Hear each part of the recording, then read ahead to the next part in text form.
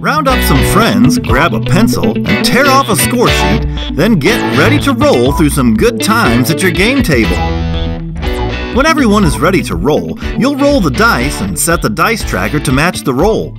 You'll then put the dice aside and begin to play cards to change the values of the dice. Hopefully, when all the card playing stops, the final values of the dice will match up with some of your scoring criteria to earn you some points. But hold on tight, because everyone is playing on the same set of dice, and everyone has different scoring criteria, so the card-slapping dice fight can be quite a wild ride. Set up the game by separating the yellow locking cards from the blue action cards and give each player the number of cards shown based on the number of players in your game. Each player will also need to choose a starting box on the score sheet and mark it with a star.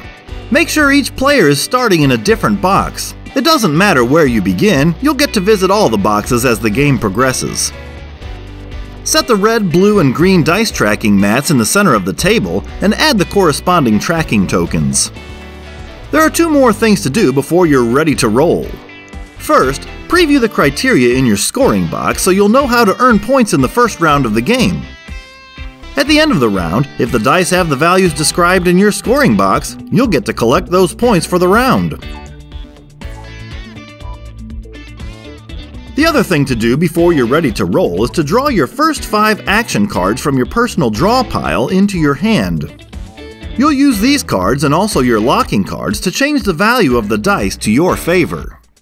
If everyone has 5 action cards in their hands and has previewed their scoring boxes, you're ready to roll for the first round of the game.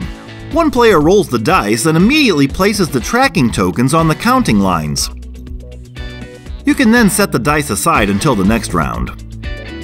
Players may then play as many cards as they like to change the value of the dice. There's no taking turns, it's a dice fight. Play any cards at any time, then immediately change the tracking token to match the new value of the die. Always keep 5 action cards in your hand until your personal draw pile runs out. Anytime you play a card, set the tracking token, then draw another card into your hand immediately so that you will still have 5. But remember, when you run out of action cards and locking cards, you won't get any more, so play them wisely during the 6 rounds of the game. When playing action cards, any number subtracted below 0 simply stops at and becomes 0. The same is true when adding on. Your upper limit is 19. And don't forget to draw another card from your personal draw pile each time you play an action card so that you always have 5 in your hand. Players may also choose to play a locking card at any time during the round so that no more cards may be played on that die. When all 3 dice are locked, or when card playing stops, it's time to score the round. Each player checks their scoring box against the final values of the dice, then writes the total points earned for the round.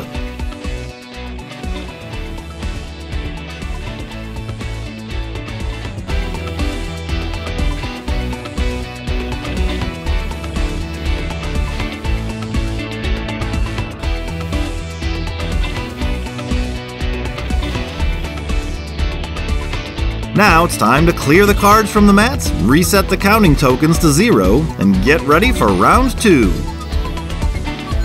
Players follow the arrows on the score sheet to the next scoring box, look it over, and when everybody is ready to roll, shake the dice and let them go. The dice fight starts again as players change the dice values to their advantage based on their new scoring criteria.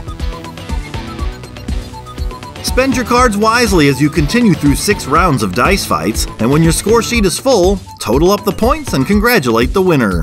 And that's how you play Dice Fight. Ready to roll? For expansion score sheets and other fun dice fight games, visit us online at dicefight.net. Have fun!